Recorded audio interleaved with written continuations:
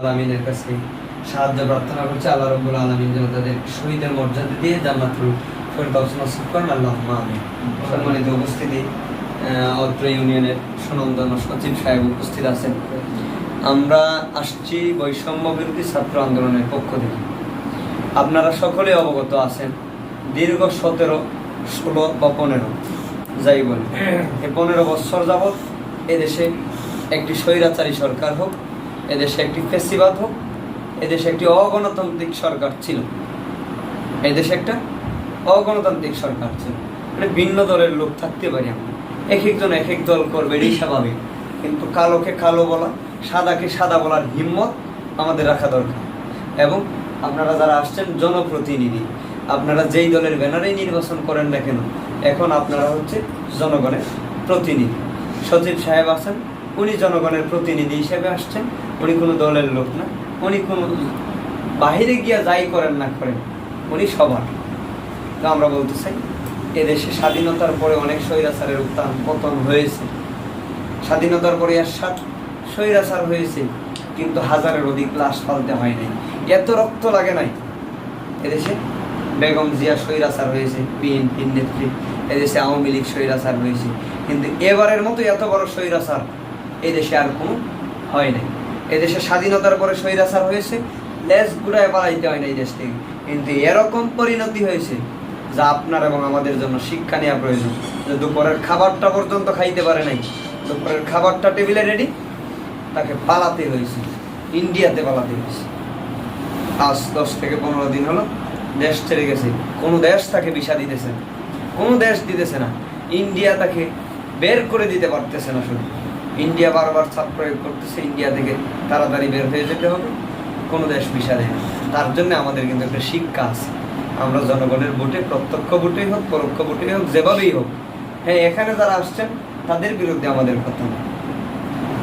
Member যারা নিচু শ্রেণী, নিচু বলতে ওইটা বলতেছেন, আল্লাহ মাফ করে, ক্ষমা যাচ্ছে, বিশেষ করে যারা মেম্বার এবং ইউনিয়ন চেয়ারম্যানের ক্ষেত্রেও এদেশে অনেক দুর্নীতি হয়েছে। এটা আপনারা বিশ্বাস করেন আর না করেন, দীর্ঘ 17 বছরে যত নির্বাচন হয়েছে, অধিকাংশ নির্বাচনগুলি দিনের ভোট রাতে হয়েছে।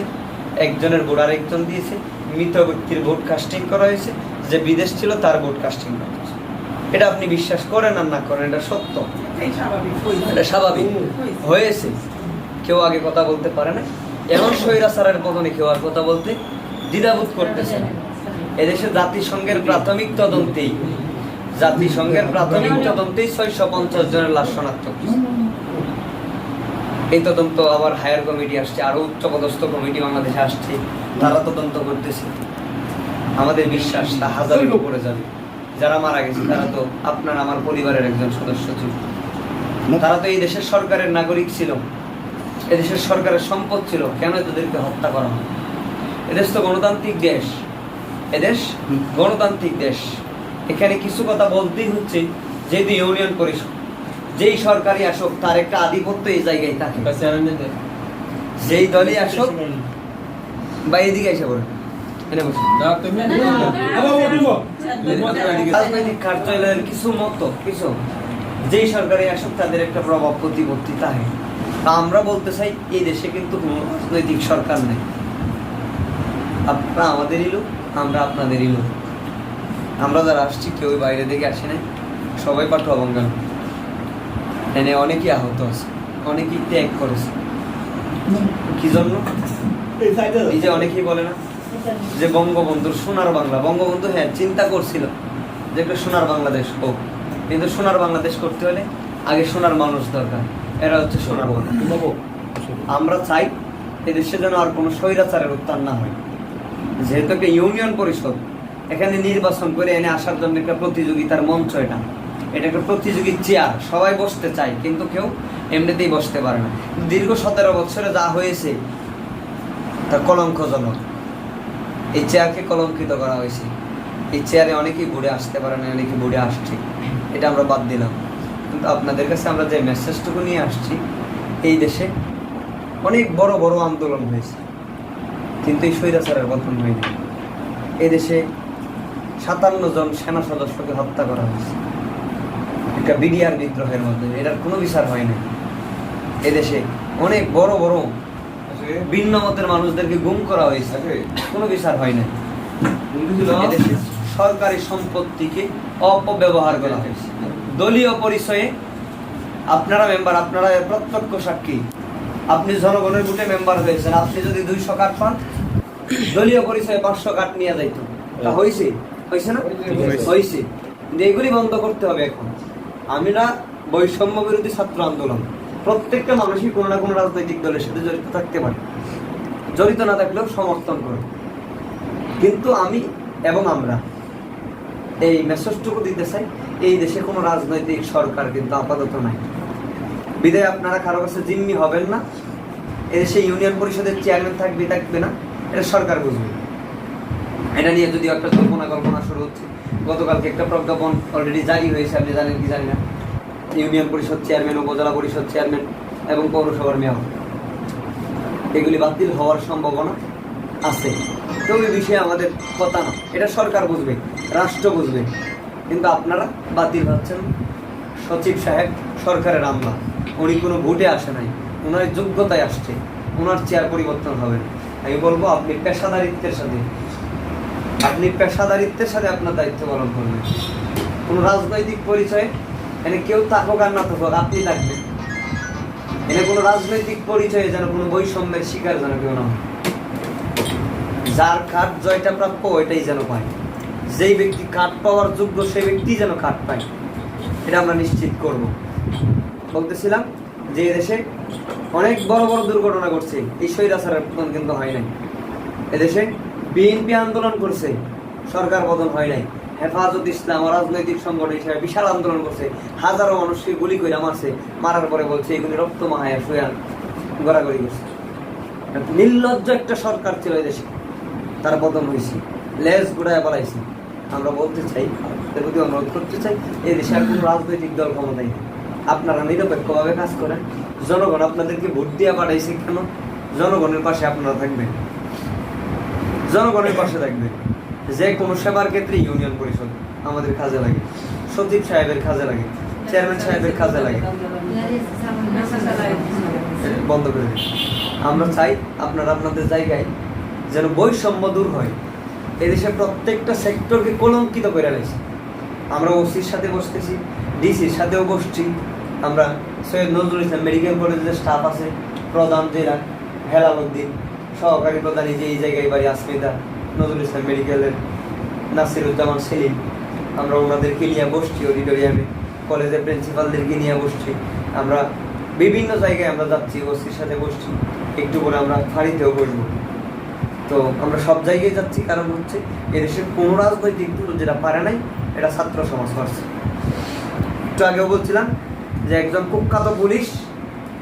কুখ্যাত পুলিশ আসাদুজ্জামানকে দেখাচ্ছে আইনমন্ত্রী, দেখছেন মনে হয় ভিডিওটা, যে এই যে দেখেন স্যার একটারে গুলি হইলে মারি আনিস রে, যে একটারে গুলি হইলে মারি একটাই মরে আর হেঁটে যায় না।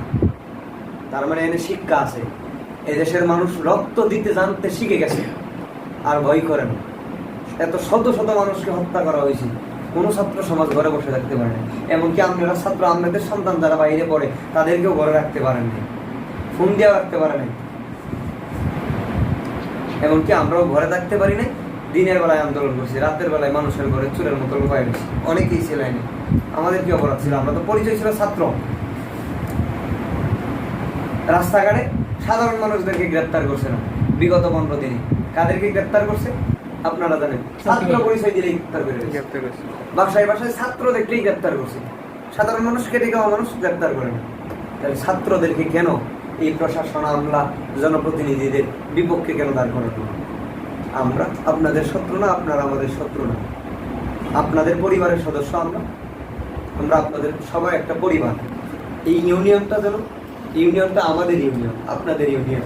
এটা যেন কলঙ্কিত না, কোন রাজনৈতিক দলের কাছে যেন আপনারা জিম্মি না হয়ে যান, কোন স্বৈরাচারকে যেন আবার প্রমোট না করেন, আপনাদের সহযোগিতায় যেন আবার কোনো স্বৈরাচার তৈরি না হয়। এই বিষয়টা আমরা বলতে আসছি। এবং আপনাদের কাজ কামে সবচেয়ে বেশি আধিপত্য ছিল আপনাদের কাজ কামে। এটা স্বাভাবিক। কার্ড দেওয়া থেকে শুরু করে একটা গরিব মানুষকে আপনারা ইচ্ছা করলেও দিতে পারছেন না, আরে দিতেই অমুকের অমুক লাগে, আত্মীয় লাগে। তারে কলটা না দিলেই না হইলো, দর্জি মেশিনটা না দিলেই না হবে, এটা যেন আপাতত না হয়। তো হচ্ছে আপনাদের কোনো যদি প্রতিবন্ধকতা থাকে কাজ করার ক্ষেত্রে বা এমনও কোনো হুমকির সম্মুখীন থাকে যে আমাদের এটা দিতেই হবে বা এই সেই, তাহলে আমরা আপনাদের সহযোগিতা করতে প্রস্তুত। এরকম কোনো প্রতিবন্ধকতা আছে কিনা আপনাদের? হুমকি দামকির বিষয়টাও না, ধরেন সামনে কার আসবে, তার অমুকটা ওইটা দিয়ে দিতে হইব, অমুকের দাবি ওইটা না, আপনি মেম্বার, আপনি আপনার হাতে বিতরণ করবেন, আমি আইসা বলবো না যে আমার দেন, আইসা বলবো না। যদি মনে হয় আমার বিশ্বস্ত, আগে তো ছিল এটা সব কথাগুলি আমরা বলছেন, তোমার কথাগুলি টিসিবির কার্ড দেওয়ার সময় না তায়া মাল দেওয়া বন্ধ করে দিয়েছে। আমরা কাটতে আগে দিয়ে মাল দেওয়া লাগবে। এখন হচ্ছে আমরা আপনাদের নাম্বার দিয়ে যাব, যদি আপনারা এর সাথে জড়িত থাকেন, এটা যদি আমার মা হয়, এটা যদি আমার বাপ হয়, তার বিরুদ্ধে আমি দাঁড়াবো, তার বিরুদ্ধে আমরা দাঁড়াবো। এটা যাতে আপাতত না হয়, আপনারা যদি না পারেন ঊর্ধ্বতন প্রশাসন বলবেন এবং ছাত্র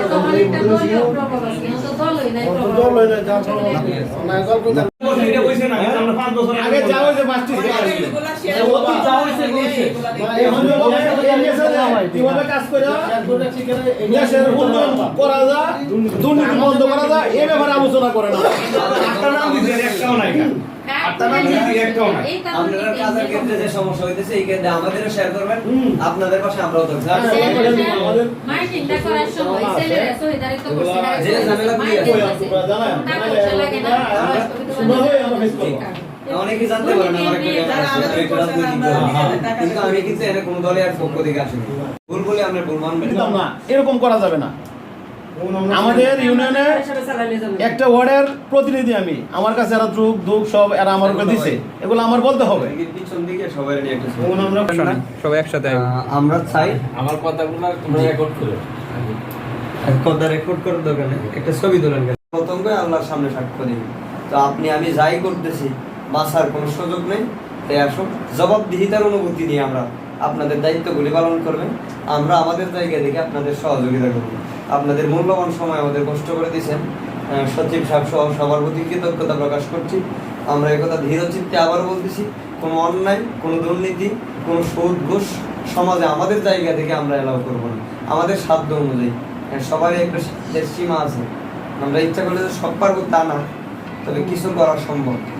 তো সবাই ধন্যবাদ, সবাই সময় দিয়েছেন, সবার প্রতি আমরা কৃতজ্ঞতা প্রকাশ করি। আমাদের কথা শেষ করছি, আজকের প্রোগ্রাম সমাপ্তি ঘোষণা করবেন সম্মানিত সচিব সাহেব।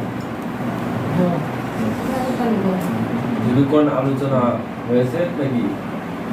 আমরা অনেক কষ্ট করিয়া যে প্রোগ্রামটা করতেছ, সবাইকে একটা সচেতন করতেছ, এদের জন্য অন্তত তোমাদের এই ছাত্রদেরকে আমি একটা সকল করে আমাদের ইউনিয়ন পরিষদের পক্ষ থেকে ধন্যবাদ।